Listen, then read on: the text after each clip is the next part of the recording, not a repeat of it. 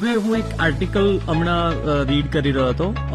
એની અંદર એવું હતું કે તમે જ્યારે તમને પાણીની તરસ લાગે છે, તમે જ્યારે થર્સ્ટી છો, તો તમે નોર્મલ વોટર લો, ચાહે કોઈ માટલાનું વોટર હોય કે નોર્મલ વોટર હોય, જેનું ટેમ્પરેચર નોર્મલ હોય બેઝિકલી.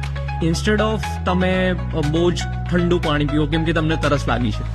તો એનો મતલબ એવો હતો કે તમે જો ઠંડુ પાણી પીશો તો તમને થર્સ્ટ જલ્દી જતી રહેશે, તમને તરસ જે લાગી છે તે તમે જલ્દીથી કમ્પ્લીટ કરી શકશો.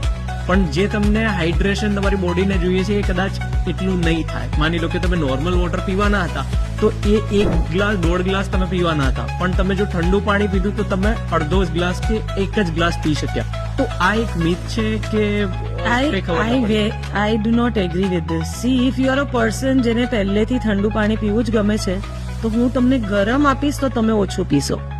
સો ઇટ ઇઝ અબાઉટ હેબિટ કે તમે કયા ડિગ્રીનું પાણી પીવો છો. Certainly don't go in extremes. ના બહુ ગરમ પાણી, ઉકાળેલું પાણી એવરીડે પીવું is not a good idea. At the same time always chilled ice વોટરની હેબિટ ક્રિએટ કરવી એ પણ ગલત આઈડિયા છે. જ્યારે તમે રૂમ ટેમ્પરેચરનું પાણી પીઓ છો, તમારી ટંગ વધારે સેટિસ્ફાઈ નથી થતી.